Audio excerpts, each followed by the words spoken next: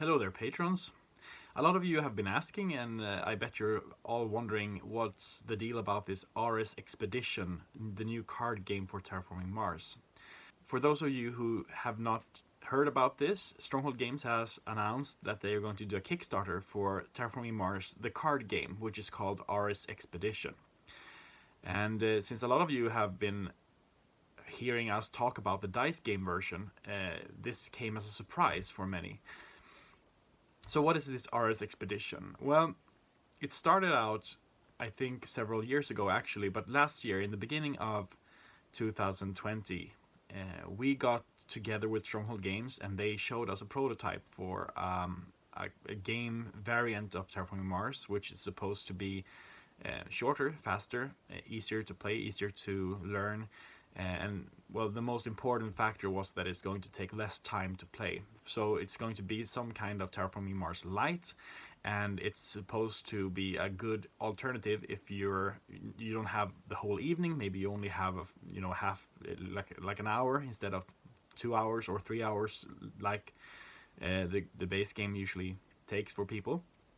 An anecdote here is that Terraforming Mars takes a very different amount of time for different peoples and different player groups to play.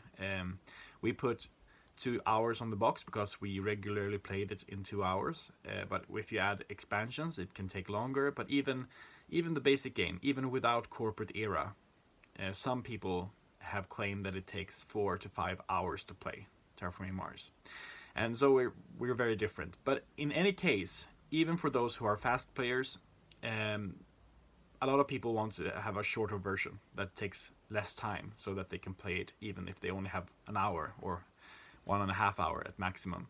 So that was the design goal for Stronghold Games, to make the RS Expedition card game version. And a lot of you may be thinking, well, Terraforming Mars, isn't that already a card game? And yes, it is in one way, but it's more a card-driven board game because we still have many other components than just cards. It's card driven, and actually during the development it was a card game. The first prototype that Jacob brought home for Terraforming Mars was a card game with just a piece of paper showing the parameters for the temperature and the oxygen scale. So there was no game board, there was almost no other components than cards actually. But during the 5 years of development of Terraforming Mars, we realized that we wanted to make something better. We wanted to make something bigger. That included the game board, the tile laying, mechanics, and things like that. And so in one way, it's when we saw this prototype and we see they've scaled away most of the game board, and they reduced a lot of the resources that you need to play, and they really cut down the game into a sizable package. It actually reminds us of earlier stages of development for Terraforming Mars, the board game. But anyway, since we were already working on our dice game version, which is actually trying to accomplish many of the same feats, being easier to play, taking less time, taking less table space and everything that, we didn't really want to get too involved in the RS Expedition project, because it would take focus from the dice game development, and also it would take focus from other projects that we have been pursuing, like Angel Fury, that we've been showing you something about the last weeks. So actually we're quite a lot outside the loop on the RS Expedition. They got their we allowed them to develop it in the way that they wanted, and they've chosen to do it in it's like a mashup. In mechanically speaking, it's a mashup between Terraforming Mars as it is now and Race for the Galaxy. The biggest difference is that you're dividing each round into phases, and each player chooses one phase that is going to be played. So you don't produce every round.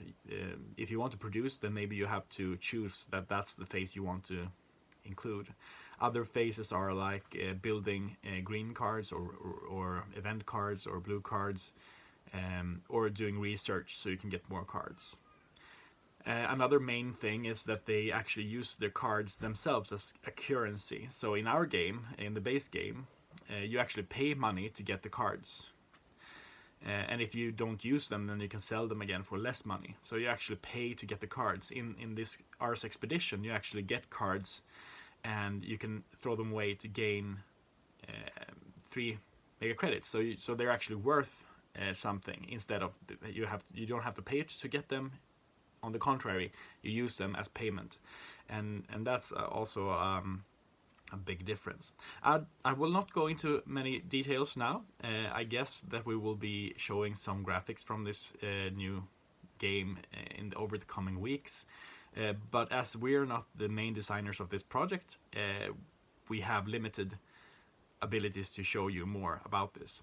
Stronghold Games is pulling the strings, and they're pulling the strings in most of the areas, both the marketing and the production and the design. So we're still going to focus more on our other projects, but this is just a short update so you know what's going on.